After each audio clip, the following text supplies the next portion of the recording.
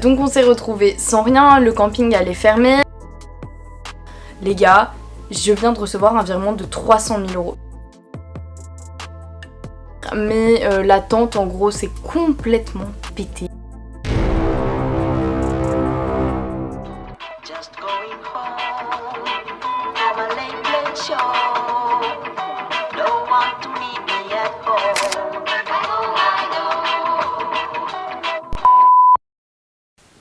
Welcome les copains, j'espère que vous allez bien dans cette nouvelle vidéo. Aujourd'hui je vous retrouve pour une vidéo un petit peu particulière, j'ai jamais vraiment fait ça sur ma chaîne. Vous l'aurez compris, en cette rentrée j'ai été légèrement débordée et j'ai pas eu le temps, enfin j'ai pas eu la motive et tout de me faire le montage de mon vlog de ma semaine avec mes potes, donc en road trip en Normandie, donc c'était la dernière semaine d'août. Du coup je me suis dit bah c'est pas grave, au pire ce sera la seule fois où genre j'aurais fait beaucoup de rush quand même et que je posterai pas la vidéo. Et après je me suis dit que c'était quand même dommage parce que je sais pas, je suis quand même partie, j'ai quand même filmé des trucs. Je sais que vous connaissez mes potes, que vous aimez bien mon groupe de potes et je me suis dit que ça pouvait quand même être intéressant de vous montrer ces images. Alors oui c'est complètement hors du temps puisque c'était il y a un mois, c'était à la fin de l'été. Mais c'est pour ça qu'aujourd'hui je vous retrouve aussi en face cam avec mon petit café puisque nous sommes en automne. Et il faut savoir que pendant ce voyage nous avons eu pas mal de galères liées au temps notamment et à plein d'autres choses que je vais vous expliquer. Ce qui a impliqué le fait que je filme beaucoup moins par exemple que pendant ma semaine avec les scouts. Donc je me suis dit que j'allais vous alterner des petits moments où je vous raconte un peu ce qui s'est passé, voilà, avec du recul, et puis des moments de rush. Ce qui fait que le vlog sera peut-être un peu moins organisé que mes autres weekly vlogs où il y a vraiment le jour précis et tout. Parce que déjà c'était il y a un mois donc je me souviens pas de tout exactement. Mais surtout comme j'ai vraiment galéré à filmer, vous allez comprendre pourquoi dans la vidéo, et bien ça va plus être des moments de racontage de vie et puis des petits moments avec de la musique. Bref, j'espère que ça vous plaira. N'hésitez pas à vous abonner à mon Instagram, à me dire si ça vous plaît, ce type de vidéo qui change un peu, et à tout de suite. J'aurais dû à cette période normalement partir au Laos, je vous l'ai déjà dit un bon nombre de fois, mais avec le Covid ça ne s'est pas fait. On a réfléchi beaucoup avec mes potes sur est-ce qu'on partait en vacances ensemble, où on partait, enfin c'était un peu compliqué. Et finalement nous avons décidé de réunir tout notre groupe d'amis. On s'est dit que ça pouvait être cool de faire un petit road trip en Normandie. Et nous sommes partis d'Étretat pour aller jusqu'à Dieppe. Nous ne sommes pas finalement arrivés jusqu'à Dieppe, vous allez le comprendre dans la vidéo, mais voilà, c'était le plan de base. Donc je vous propose dès maintenant de découvrir notre petit voyage, et voici le premier jour.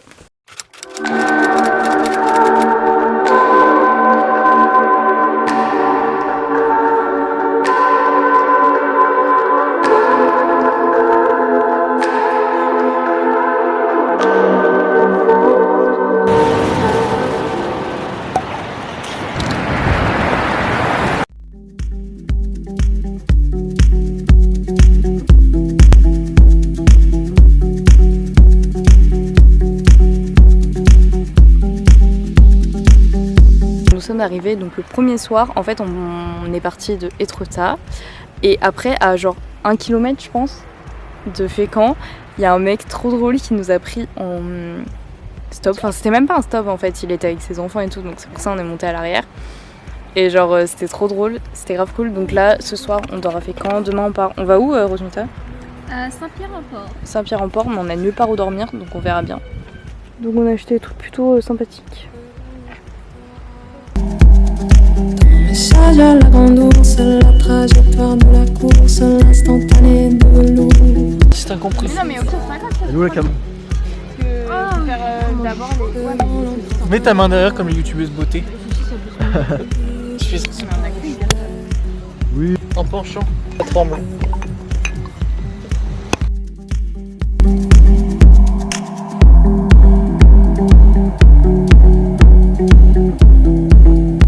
Le second jour, nous sommes arrivés à un camping qui était ma foi plutôt pas mal, j'essaierai de vous retrouver le nom, mais qui était vraiment pas très cher et très mimes. Donc je vous laisse avec un petit timelapse de la tente, et juste pour vous spoil, j'ai filmé tout le moment où on montait la tente et en fait finalement on l'a démontée parce qu'on s'était trompé dans les piquets.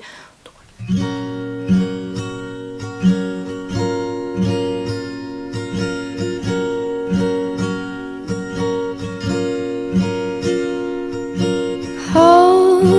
Closer, hold me fast. This magic spell you cast.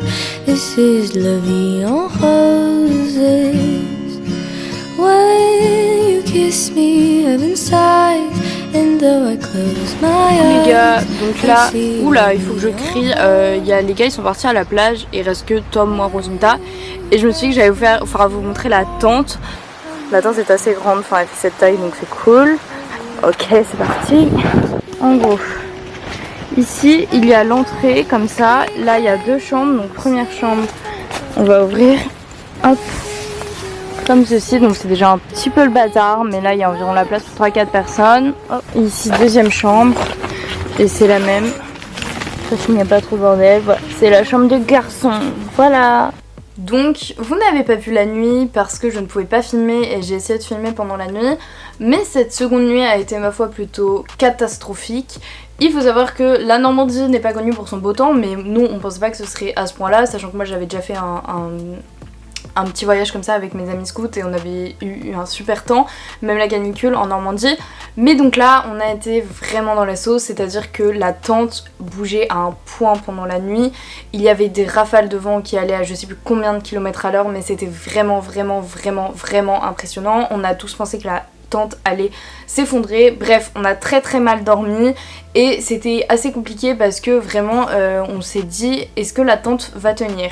Mais nous sommes quand même repartis et nous avons continué notre périple. Noémie qui se prend jamais pour son sac.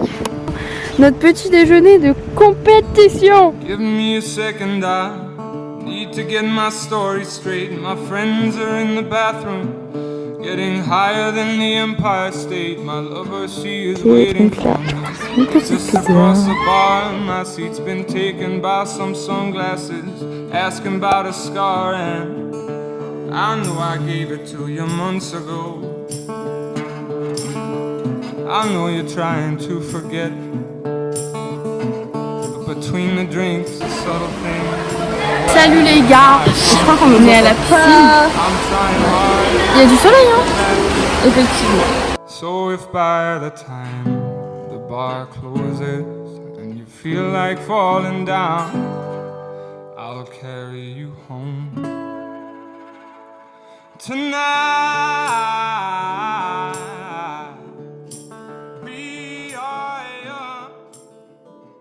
Bon, les jours d'après ont été plutôt cool, j'ai pas filmé énormément, mais on a été dans un camping hyper stylé, comme vous aurez pu le voir, avec une piscine et tout, enfin, bref c'était super cool.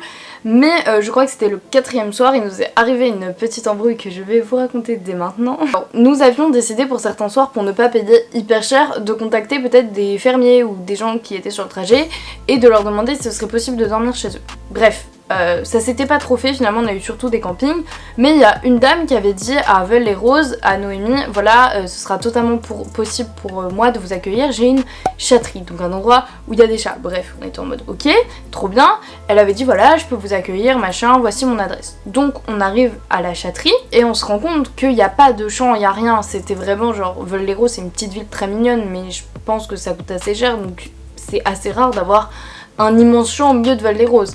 Donc on se dit oulala la couille. Donc Noémie appelle cette dame qui lui dit ah non en fait moi j'habite à 1 heure de Veules-les-Roses, c'est la chatterie qui est à Veules-les-Roses, mais moi je voulais vous accueillir dans mon champ et tout. Enfin bref, gros quiproquo, je sais pas à qui était responsable de ce quiproquo, je pense que c'était un quiproquo à deux on va dire. Donc on s'est retrouvés sans rien, le camping allait fermer, on était en train d'essayer d'appeler le centre des campings parce que c'est des sous-campings, enfin bref, très complexe. Et finalement cette dame qui était vraiment très gentille, merci madame si vous passez par là, même si je ne pense pas, appelle un de ses amis, elle dit oui je vais appeler machin, on va dire Didier, je sais plus s'il s'appelait Didier, mais on va dire ah j'appelle Didier, il va vous accueillir. Bref, on a finalement dormi dans une sorte de jardin. Le mec était un peu stressé, clairement je pense qu'il avait pas trop envie de nous accueillir, il pensait qu'on allait foutre la merde, mais comme sa pote lui avait demandé et qu'on était vraiment dans la merde, il l'a accepté, finalement ça s'est très bien passé, enfin on est reparti très tôt le lendemain, donc super.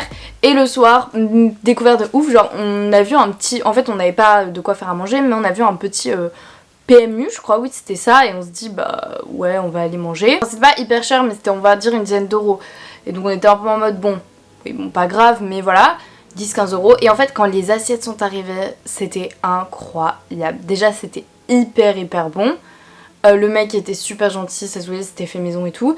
Et les quantités étaient incroyables. Et enfin franchement on était tellement rassasiés. Et bref c'était trop cool. Donc je trouve que c'est ça qui est bien dans les voyages qu'on fait ou dans les trucs comme ça. Parce que tu découvres carrément des trucs hyper cool. Donc voilà. Nous arrivons au dernier soir, trempés évidemment puisque la pluie toutes les 3 minutes et voilà. Mais la tente tenait encore. Difficilement, on avait mis du sparadrap sur presque tous les piquets, mais ça tenait, ça passait encore. Bref, on arrive à un camping qui était ma foi plutôt cher, je ne donnerai pas le nom de ce camping, mais qui était pourri et cher, bref, nous avions un peu le seum. Et on se dit on va faire petite soirée pour l'avant-dernier jour, machin et tout. Donc nous achetons de quoi faire une soirée, on se dit il n'y aura pas de problème, ils vont pas nous saouler dans le camping parce que à 21h t'avais déjà la moitié du camping qui était bourré, donc aucun souci. Donc nous faisons notre petite soirée. Donc là les garçons ont décidé de faire une blague. Ils ont acheté un cubi de rosé alors que personne n'en veut. Ça te rappe, hein. Le but de la soirée c'est de faire un rose. Oh c'est dégramé. En fait. Vas-y, appelle ma mère. Sur ça, manque de filles. T'inquiète, Lolo les ramène. Ma crème, c'est de la patate. Mon chip fait un tabac. Bébé, ça va. On va danser toute l'année. Toute l'année. On va danser toute l'année. Vient l'heure de se coucher. Moi, je rentre dans la tente. Je crois qu'il y avait Noémie, il y avait Mathéo aussi. Bref, on arrive dans la tente. Et là, il y a Rosmita qui nous dit les gars, je viens de recevoir un virement de 300 000 €. Je crois que c'était 300 000 € ou 400 000 €. Bref, mais c'était plus que 300 000 €. Donc on lui dit pardon, je pense qu'il y a une erreur, Rosmita. Mais sauf qu'elle n'avait rien vu du tout. Donc ce n'était même pas en mode elle a mal lu sur son téléphone. On regarde tous virement de 300 000 €. Donc à ce moment-là, on était en mode trop bizarre. Faut savoir que Rosmita a travaillé à la banque tout l'été, donc elle savait comment ça se passait. Et quand tu reçois des virements aussi gros, normalement, eh bien il y a des conséquences, il y a des gens qui vérifient pourquoi tu as reçu des virements aussi gros.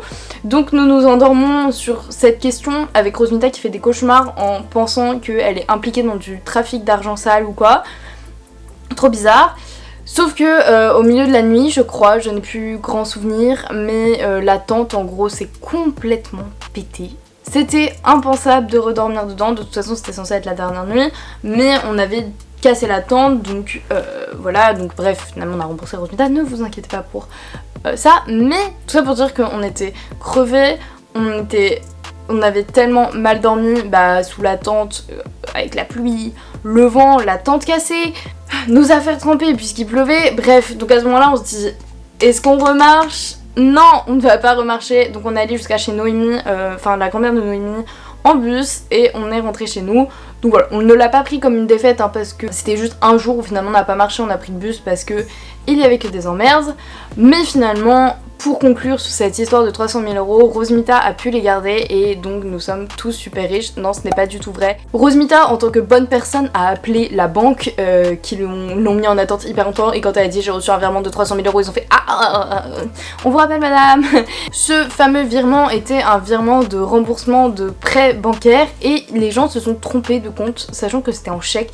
Donc c'est incompréhensible, mais pendant quelques temps, Rosmita nous a fait rêver. Voilà, on s'est dit mais qu'est-ce que tu vas nous payer si tu as 300 000 €, au moins tu pourras repayer la tente. Bref, donc histoire hyper folle, vraiment je n'y croyais pas, j'étais en mode mais c'est pas possible que ça arrive. Donc voilà, plutôt drôle. Donc finalement cette petite semaine était assez cool, j'espère que ça vous aura plu cette vidéo qui est ma foi assez spéciale, mais genre ça me fait rire de repenser à ces anecdotes. Je vous fais des gros bisous les gars, n'hésitez pas à vous abonner à ma chaîne YouTube, à mon compte Insta, je reviens très bientôt, très active quand j'aurai passé mes partiels. Carnage. Bref, bisous les copains.